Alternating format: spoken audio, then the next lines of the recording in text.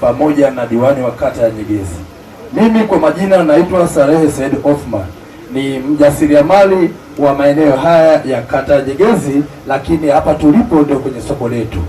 Kero yangu, sisi tunajiita ni wafanyabiashara wa soko la Nyegezi, lakini soko hilo halina hadhi wala sifa ya kuitwa soko. Kwa hiyo Mheshimiwa mbunge pamoja na diwani na kamati yako yote kutoka halmashauri ya jiji la Mwanza, tunawaomba basi soko hilo tupatiwe ujenzi ili liende hadi sawa na stendi iliyopo ya Nyegezi, kwa sababu stendi ni ya kimkakati na iko bora kuliko stendi zote za mkoa wetu wa jiji la Mwanza. Lakini ukishuka ukiangalia pembeni yake unakuta ni magofu na mapagala ambayo ni sehemu kubwa ya wanyang'anyi kujifichia katika maeneo haya. Soko letu mheshimiwa halina miundombinu bora, na tunakuomba mheshimiwa mbunge ulichukue hili utupelekee sehemu inayohusika ili na sisi watuangalie kama kata Nyegezi, ili mtu yeyote akishuka Nyegezi ajue kweli nimeingia Mwanza, standi iko vizuri, masoko yako vizuri. La kwangu ni hilo mheshimiwa, naomba kuwasilisha. Asante sana, asante. Na swala hili kwa TAMISEMI kwa ajili ya kupata fedha.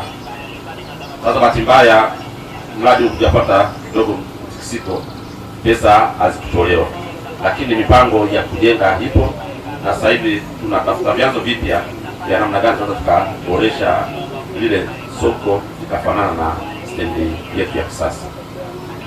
Nyegezi oye! Ndugu zangu, kama ambavyo mwenzetu alileta hii hoja mezani ya juu ya ujenzi wa soko hili ama uboreshaji wake, majibu tunayoyapata kutoka kwa mtaalamu wetu anayemwakilisha mkurugenzi ni ya kwamba tayari maeneo yote haya ni halmashauri ya jiji la Mwanza, lakini tayari walishaweka kwenye mpango kwa kujengwa soko jipya la kisasa.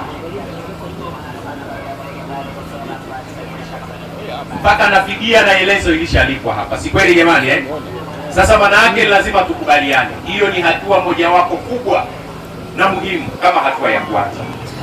Lakini nimefurahishwa na maelezo ya mwakilishi wa mkurugenzi kwamba tunapoendelea kusubiria hizi fedha, kwa sababu ni za wahisani, tunakubaliana pamoja ya kwamba tutengeneze mazingira ya kuboresha soko letu hili kwa muda japo mfupi.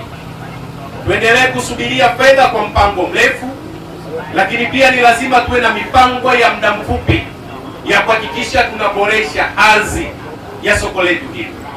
Kama mnavyofahamu, inawezekana tujui fedha za kuja leo, kesho wala kesho kutwa, lakini nikuombe sana, na bahati nzuri wewe ndiye mtu wa mipango, nikuombe sana mheshimiwa diwani, huko hapa, endelea kulisukuma.